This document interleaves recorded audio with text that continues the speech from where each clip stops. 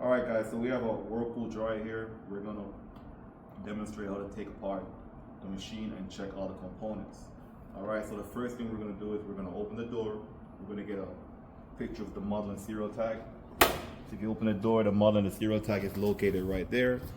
This is a WED 481EW1. So we're going to pull up the schematics later at the end of the video and we'll go through some troubleshooting guide.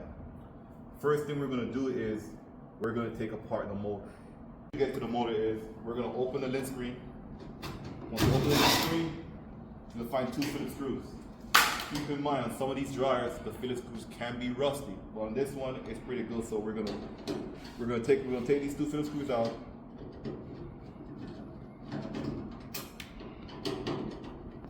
And because we don't want to lose our screws, we're gonna use our trusty magnetic bolt.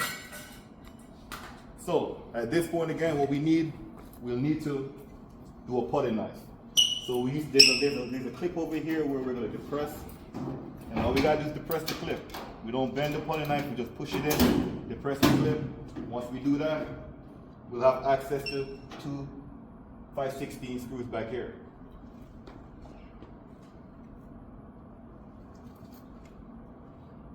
So once we take those out, you hold this one. When we take those two screws out, the front panel will come apart.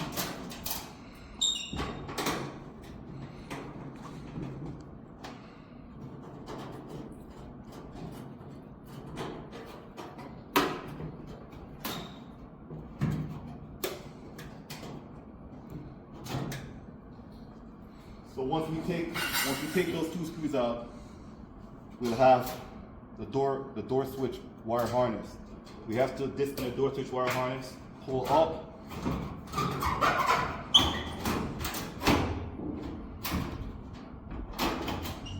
and remove the front panel. We're going to put over here for safety. Once we do that, we'll see that we have access to the drum. If you go underneath, we'll have the idler pulley.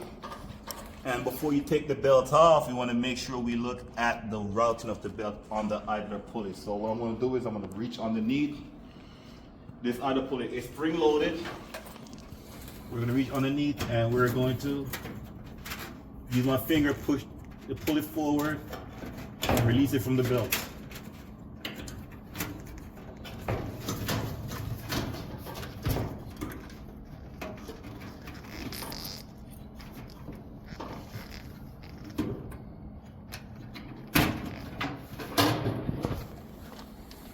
Pull up the belt with the trunk, and we put it to the side. Now we have access to the motor in case the motor is going bad. So once you take the drum out, parts that can go bad, we have the roller assembly, we have the motor, and behind it we have the blower wheel. So to take the motor out, we need to release these two clips. They're spring loaded, so what I like to use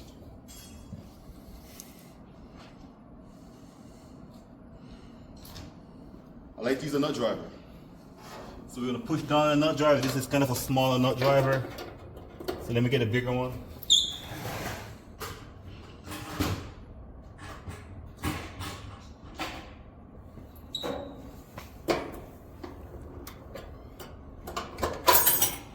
That's one clip. Now we get to the rear clip.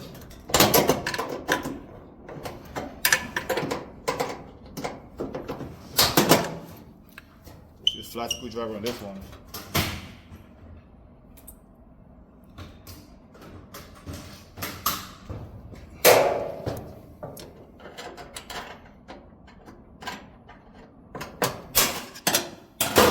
And then we got the clips off. Go to the side. Now that's the motor. So if on this machine, the blower's in the back. So we have to go to the back and we can look at the blower. But to take the motor out, all we need to do is hold this and turn this. Go ahead and get that done. So again, be very careful with the shafts because we don't want to create sharp edges because that will break the belt in the future. So we're gonna get it locked in place and then we're gonna turn the shaft and break the motor. So we're gonna turn it. Now, this one is coming apart very easy, but in the real world, sometimes it will take a little bit of muscle. So now that we get it break, we can just use our hand the rest of the way and loosen it from the blower, from the blower wheel in the back. At that point, we can disconnect the harness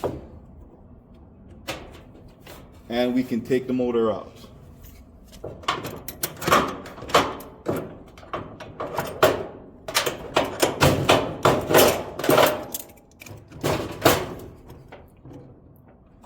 Keep turning to the take.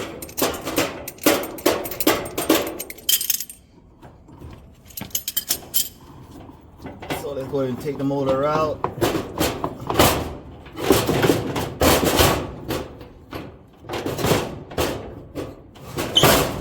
Hold this.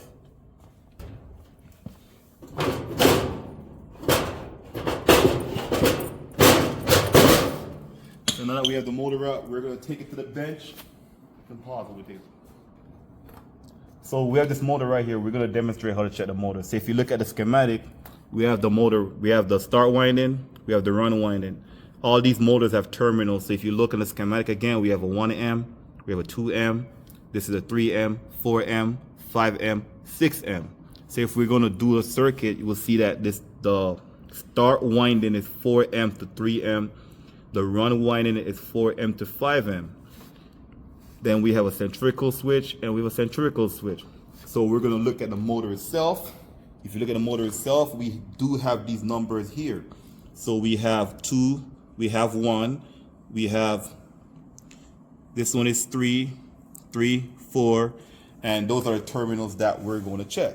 So the first thing we're going to do is we're going to check the start winding. So what I like to do is I like to look at, this is the common to both of the winding. So we're going to carefully disconnect one of these because we have to isolate the circuit. You always isolate. So the first thing I'm going to do is I'm going to check the start winding. And according to the schematic, the start winding is we're going to check between 4 to 3. So we'll turn the meter on. I want to zero my meter to make sure it's working. And we're going to check between 4 and 3. And we got 1.8. which indicates it's a good winding. Then the next check we're going to make is we're going to make a check for the run winding, and the run winding is going to be again from the common to number 5 terminal, and we got 1.5. Again, that indicates a good winding. All right, we're going to put this back together. So we check the winding, and the windings are good. Another thing that's on the motor that we check for is our thermal cutoff. This thermal cutoff is right here and it's resettable. So to check the thermal, this is resettable. So if the motor is overheating, over current draw, it's going to open, but once it cools down, it should reset. So to check it, again, when you're making resistance check, you always isolate. So I'm going to, again, remove one side. And again, be careful. Let me do this side, because this side is probably easier to replace in case I break it. And we're going to check between this terminal and this terminal, and we should get 0 ohms. Zero the meter again.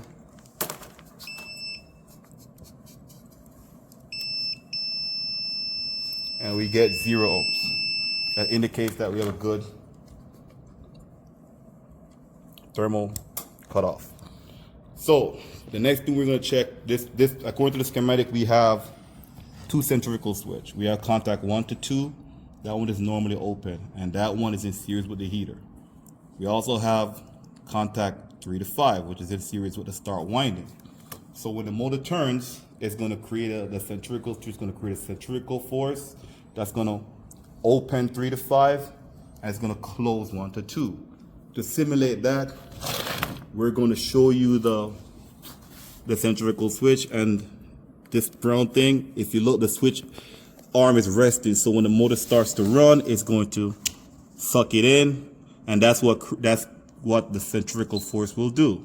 So what we're going to do is we're going to check 1 to 2 right now with the motor at rest. At rest, 1 to 2 should give you infinite resistance. So we're going to go to the motor, and we're gonna check the 1 to 2. 1 to 2.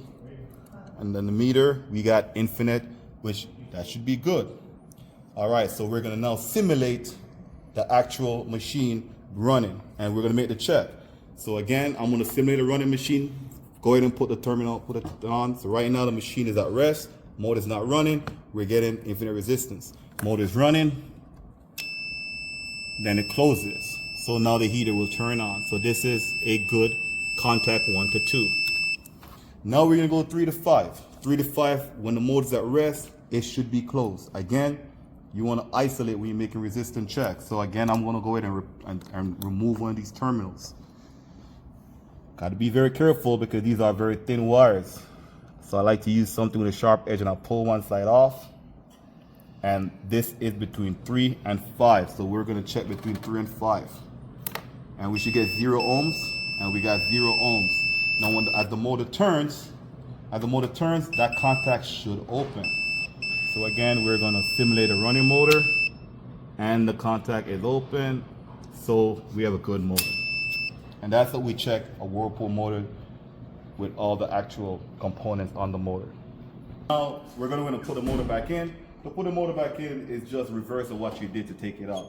So once we put the motor back in, we're going to take the back off the machine and show you guys the blower wheel, and we're also going to show you some of the components for the heating circuit. Go ahead and put the motor back in. So now we're going to take out the back panel. So we are about 8 or 9 1/4-inch screws. So to make it faster, we're both going to take it off. Go ahead and start.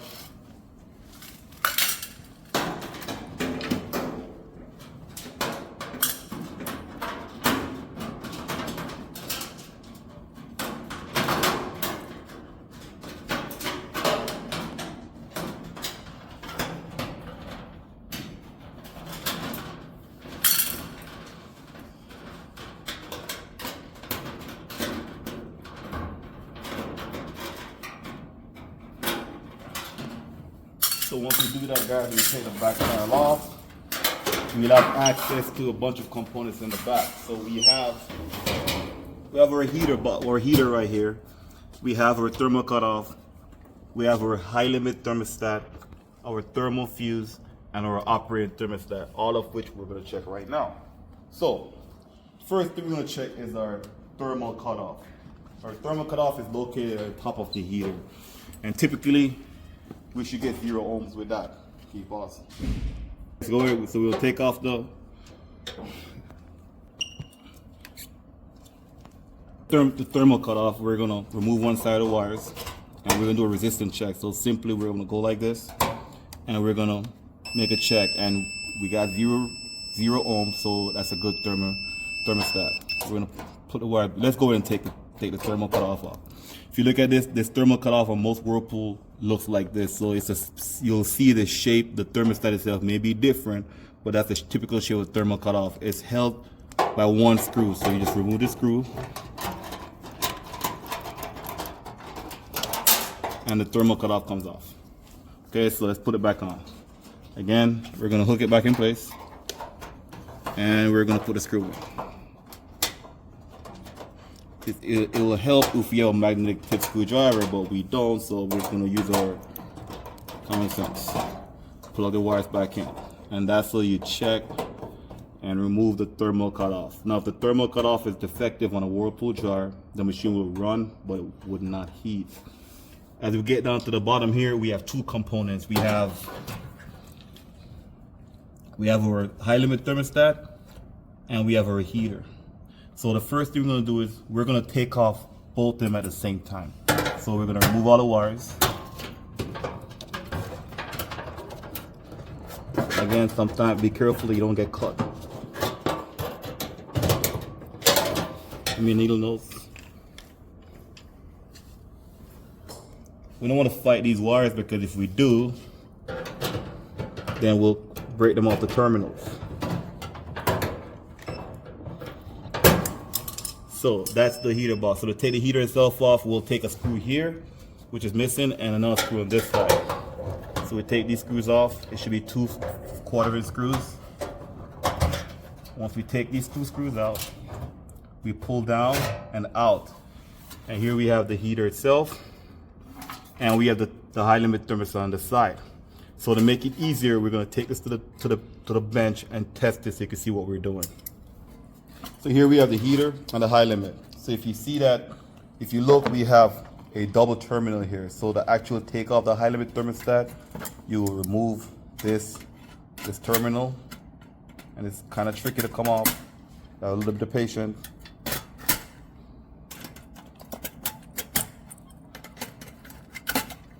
And this is our high limit. So to check the high limit, again, we should get 0 ohms. We're going to check across here, and we should get 0 ohms. And we got 0 ohms, so that's a good high limit. To check the heater itself, we're going to check across the heater terminals, and we're going to go from each terminal, and we should get between 7 to 11 ohms. So this is a good Whirlpool heater. Another check you should make with a heater is you want to make sure the heater didn't break and create a short to ground. So what we're going to do is we're going to check each terminal to the panel, and we should get infinite resistance. If we get a reading, it means that this is a shorted heater. And this one we got good reading, so it's not a shorted heater. If you have a shorted heater, this machine can be running, can be sitting there without running, and it will be heating. So let's put the high limit back on, and we put it back on the terminal. That sits in the back.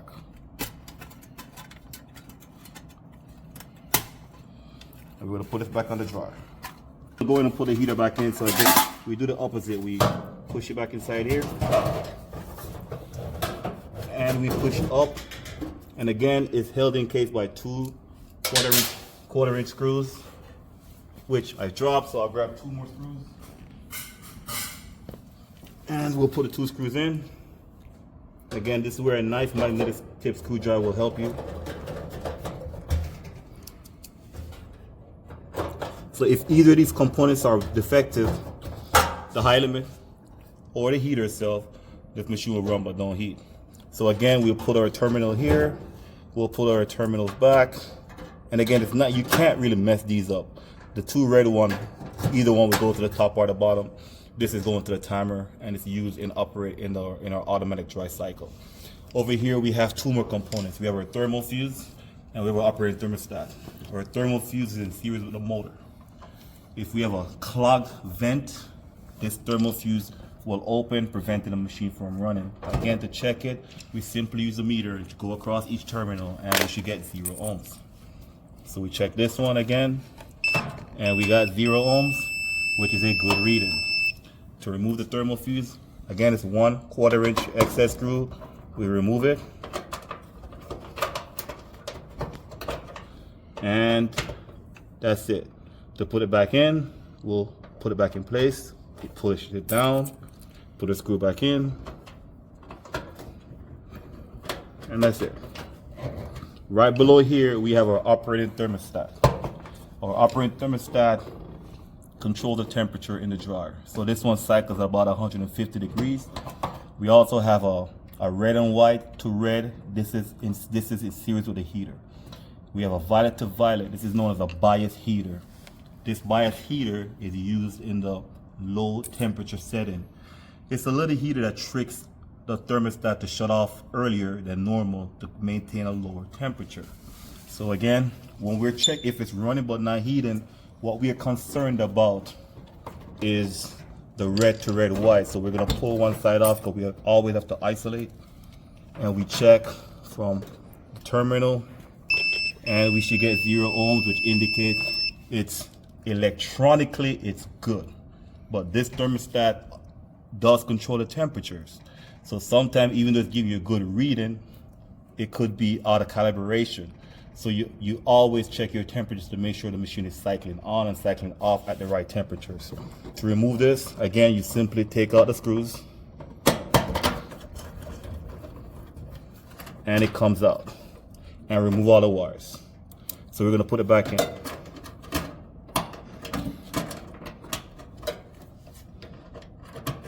We go ahead and we put it back in. And again, important, never forget to put your wires back on. So earlier in the video, we removed the blower assembly, and we didn't show you what it looks like. The blower assembly is located behind here.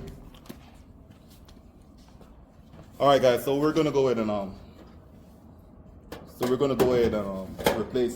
remove the blower housing so you can see the blower wheel. When we're doing the motor, I didn't mention it, but if you're gonna change a motor, you should take a blower wheel, because the one that we did came across pretty easy, but in the real world or in a customer's house, it may be stuck, and in that situation, it's easier just to replace the blower wheel, because you may have to break it with a chisel or something. So once we do that, we go down, and that's the blower wheel. And this one is pretty clean. It's not clogged with lint or anything.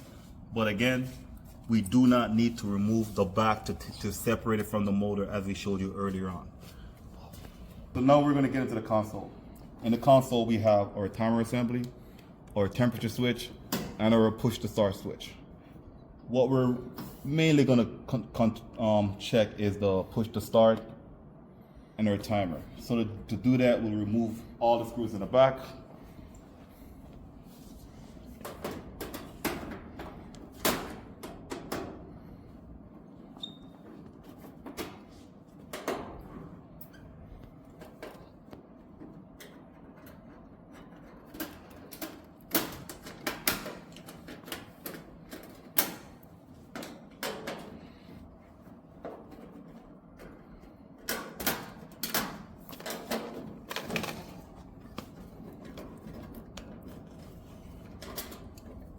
So when we remove the screws in the back, you'll see all the wire harness. We'll see the timer contacts. We'll see the push to start switch. So in order for us to check a timer contact, guys, we need to actually use our sequence chart. So if you look carefully at the chart, we have our cycles over here. We have our switches over here. We have T to X, T to F, C to H, C to B, C to A, 12S. All these are switches that control different parts of the machine. So what we want to do is we want to select a cycle. We're going to select the auto regular cycle. On the auto regular cycle, right over here, we notice that the T to F is closed. So we find T to F on the schematic, and that would be right over here. T to F is right there. We also see that our C to B is closed. Our C to B would be right here. We also see that our C to A is closed. So we go right here again. And the last thing that's closed would be our 12S. 12S is over here. And that's pretty much, those are the switches that we're going to check. Again, we're not going to check all of them right now. We're going to check the basic ones. I want to check the C to B to A, because that's what's going to control our motor. That's what's going to control our heater. So we come over here, and the C to B to A is easier to identify. You can look at the actual timer itself, or you can go by the wire colors. According to this, the red would be the A. Then we have the black for the C, and the BU for the BU is going to the B. So what we're gonna do is we're gonna disconnect the wire harness so we can see it better. And that's what it looks like. And again, it is written, it should be on there. We got C, we got B, and we have A. So if I want to check the timer contact, first we're going to put the machine in auto regular like we said, and the auto regular would be down here, and we're just going to make the check. Now the C is the common, so I'm going to put my machine on the C, and when we go to A, they both should be closed, and they're both closed, so we have a good timer contact. All right. To check the rest of them, all you have to do is find the wires. So again, here we have T to F. So that's the orange to tan. So we go orange to tan. So this is tan, this is the orange.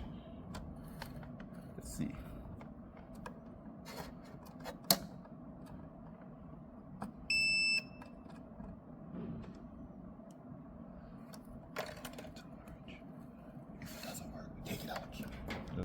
Okay, so now that we got done with the motor, the heater and the motor, we're gonna go ahead and check the T to F, which is for the automatic drive. So we go T to F, and we have a good contact. All right, so let's make sure everything is plugged in. Now we're gonna go over to the push to start switch. This is a push to start switch, but it's a relay type. If you look at the schematic, we have a coil and a contact. So when we push it down, the coil will energize, creating magnetism that will hold the switch down. So two parts in this switch can be defective. You can be defective from the pink to the light blue, or from the light blue to the light blue. So let's get over to the machine, and we're gonna go from light blue to light blue, and this is light blue to light blue.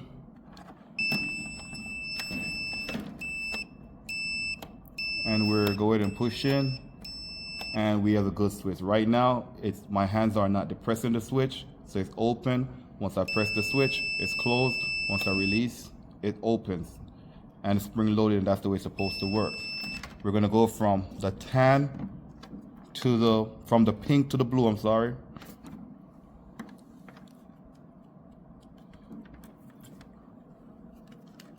Wait. So we're gonna go from the pink to the blue to check the coil, and we should get very low resistance, which we did, and we have a good push to start switch. All right, so that's pretty much it for checking all the components of this dryer. Stay tuned for the next dryer, which will work on an LG.